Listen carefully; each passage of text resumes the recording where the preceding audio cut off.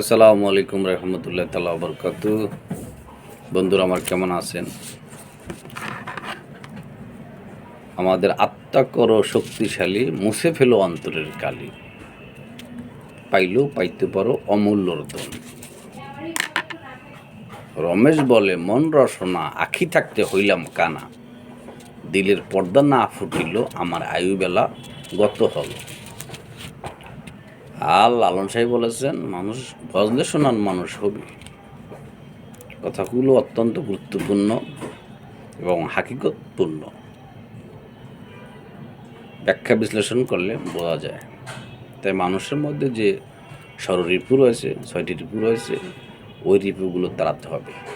আমাদের মধ্যে অহমিকা রয়েছে, আত্ম অহমিকা রয়েছে, ইগনোর রয়েছে, জাতপাতের একটা পার্থক্য আমরা অনুভব করি, কিন্তু মহান মালিকের কাছে এটা নয়। কালো সাদা কিছুই মালিক দেখেন না, মহান মালিক দেখেন তাদের অন্তর এবং সকলের স্মরণ। এই স্মরণের মধ্য দিয়েই মালিক আমাদেরকে দয়া করবেন উসিলার মাধ্যমে, জাত গোত্রের পণ্ডিতদের মাধ্যমে, হাক্কানি আলেমুল উলামা পীর মাশায়েখদের মাধ্যমে আমাদেরকে ওই কাল কিয়ামতের ময়দানে ইমামদের নিয়ে ডাকবেন।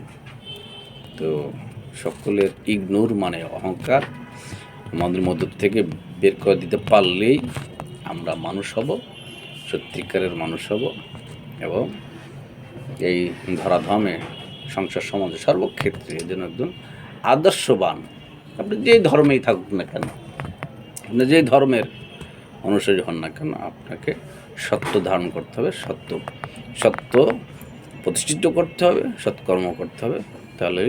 তাহলেই মানবাত্মার মুক্তি আসবে ইনশাআল্লাহ। আজিজ সকল বন্ধুদেরকে আন্তরিক ভালোবাসা, মহব্বত, এবং আমাদের যার যে কন্টেন্ট ছোট ছোট ভিডিও আসবে সকলেই আমরা লাইক কমেন্ট শেয়ার করব। এক বন্ধুকে আরেক বন্ধুকে জয় হওয়ার জন্য আন্তরিকতার সহিত তাদেরকে ভালোবাসবো, মহব্বত দেবো, ভালোবাসা প্রদর্শন করবো ইনশাআল্লাহ। আজিজ সকলে ভালো থাকবেন, সুস্থ থাকবেন। আসসালামু আলাইকুম রহমতুল্লাহ তাআলা।